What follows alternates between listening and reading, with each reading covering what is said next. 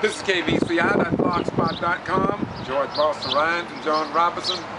We're not in Valdosta today. We're down in Lake Park, Georgia, down here in one of the McDonald's, I guess. We're just sitting here doing what we do. Just met a young lady just inside there, just talking and greeting, and named Brenda. Just wanted to talk to people and Doc, what's up, man? How you see the world today? The weather's changing, don't it? Yeah. The time is changing. The seasons are changing. It looks like everything's a little bit off. We got early pollen and flowers blooming, and you know we in the middle of February. Yeah. And this normally takes place sometime in March.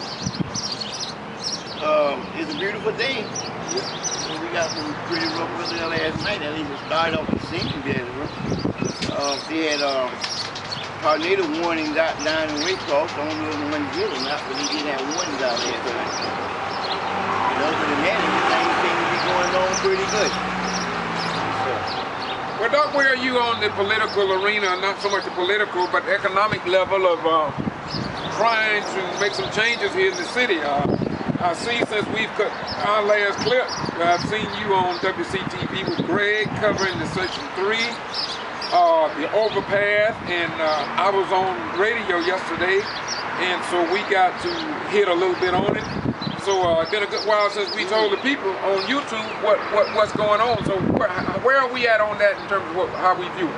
Well, since we went on the air, it seemed to be there's a misconception and people misunderstanding how things perceive themselves to be.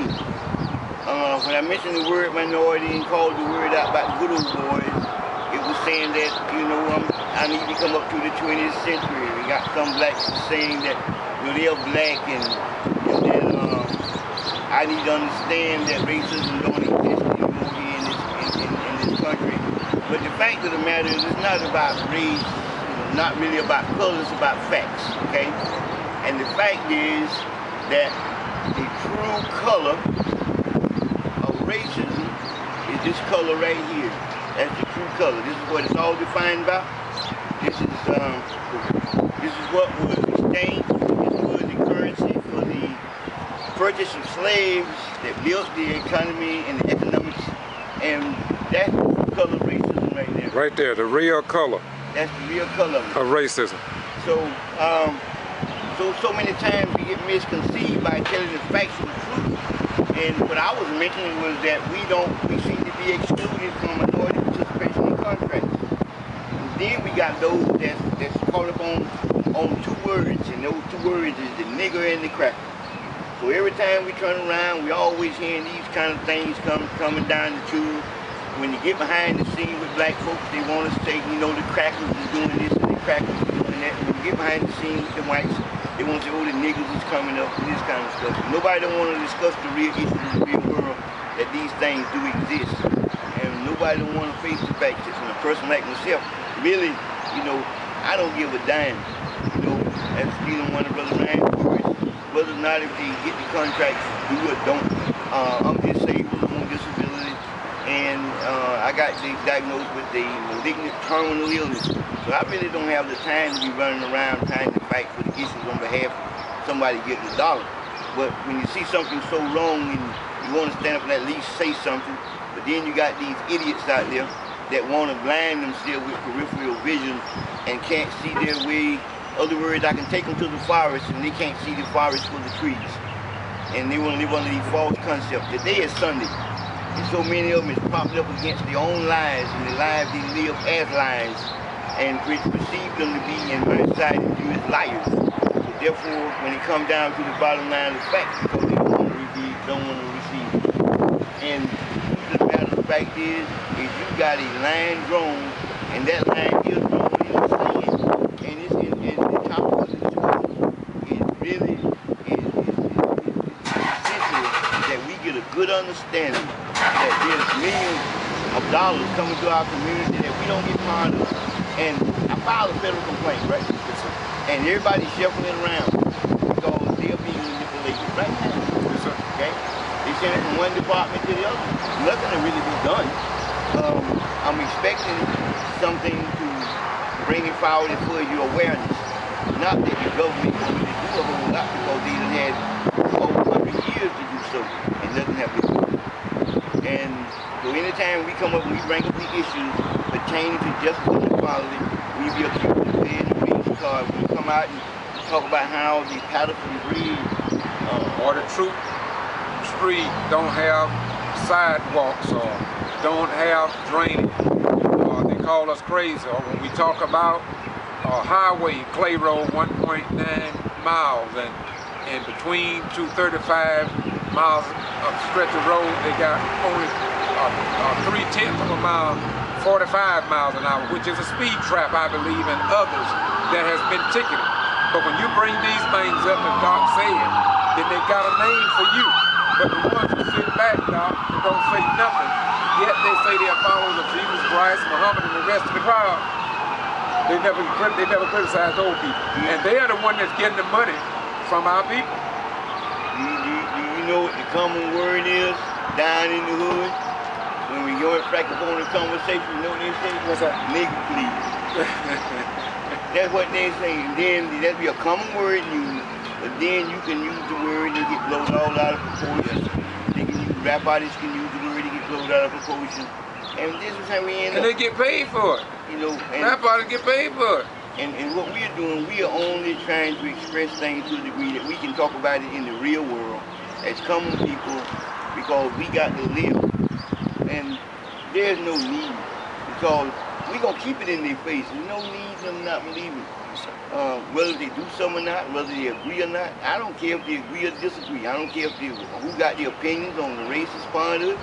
Think however you want it, that's up to you.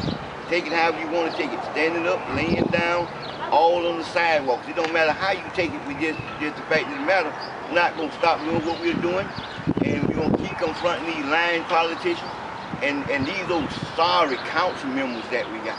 Lord have mercy. We through playing a game by it. We're gonna have to call them out. Yeah, we're gonna call their names out. We're gonna lay it out on the line. And they let us know that they are being manipulated. They let us know that they're not gonna speak out against the city or the county. But who care? I care less whether they speak out or not, because the truth is gonna be revealing when you find out that you don't have any money circulating in your community, and you don't have no dollars in circulation. And then your children grow up to sell dope, go out on the street, kill somebody, and then get caught up into the system, and then you sit back and then you won't help. And it all starts from right here. We need some money. And our children are looked upon as the scum of the earth. Yet, thousands, millions of dollars coming through our community that does not filter down to the poor, white, and black contractors that can help them raise their children and their relatives, and even help their mom with their mortgage payment. But since 1968, the federal government acknowledged that they had discriminated against a certain segment of Americans, and they just happened to be black. And so when they tried to come up with something or a policy or a procedure to help include the locked out and dispossessed, and even at that, it seems as if though there are some Christians and other holy people who don't want black folk to have nothing. If we have been locked out for all them years and still being locked out, when we just asked for just 200 or 10%, as Doc say, of how many million, brother? Oh man, at least $1 billion. And just 10% of that, we get labeled for asking for that. And we shouldn't even have to ask for it, because the government have procedures and policies in place to try to address the issue. But it seems like all they will do is shuffle the paper to somebody else, and it's always a game. I have very little confidence anymore in the government of this nation actually addressing the real issues. The government knows that we have problems here in Valdosta and Lowndes County, and probably in many other rural areas, but yet they just sit and do nothing. It seems like to me somebody is waiting for the 60s to yeah. If you took your camera around and you showed you would see that one of these major videos done by black. That's right. And it's a shame that we in a metro city don't have one service station, and then we can't talk about it. We can't discuss it. All of those who are doing well, we understand you're doing well. But What about over the coast of Plain, out of the 276 people that's trying to get their light bill paid, and they was out there from 1 o'clock in the morning in the cold, and then you come and look at the picture, only 9 of those is white, and you go over to the other place paying water bills and other utility bills for assistance. We get over there, we find over 300, and only 10 to 12 of them is white. But then when you look at the driving the company, the only one suffering is the black community. That's the bottom line. And we don't, look, the bottom line of it is, we are tired of the nigger and cracker food. And that's what it all boils down to the theology and mythology of that. We are in the South. And the South really have not changed, and the only way we're going to get some changes is we got to make some changes, and we got to pray for it, and we got to be willing to die for it. Point blank. Very few people even want to talk about it. And if you don't talk about it, you're almost sure to get nothing. So we are raising the issues, and people don't want us to raise the issues. And I must say this at this juncture, that I'm thankful, number one, for WCTV Channel 6 and Greg for the work that he's done trying to inform you, the general public, about what's going on in our community, but a whole lot more needs to be done. And it seemed like to me there's a great possibility that just maybe the Valdosta Daily Times is changing as well, Doc. And we got to have open access to the news media, but if they don't, we're gonna continue. Keep it in your face. Through YouTube and KBCI, what we gonna do, Doc? We're gonna keep it in your face. We're gonna keep it in your face.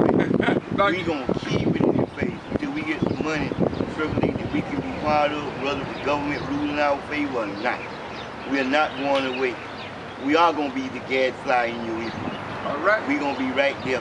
When you wake up in the morning, we're gonna be there. When you go to bed in the evening, we're gonna be there. When you take a lunch break at lunchtime, we're gonna be there. When you go out fishing in the lake and look down at the reflections in the water, we're gonna be there. When you look into the clouds, we're gonna be there. We are not going away. And that's point blank. kvci.blogspot.com, on YouTube, Boston G.B.R. Also, Doc Ghetto Child, John Robertson. We work as a team. We ain't mean, we just work as a team because we know what needs to be done. We gonna keep it in there what? We're gonna keep it in your face. We're gonna keep it in your face. All right, bye-bye, we go. Doc got it right. We gonna keep it in your face. Peace.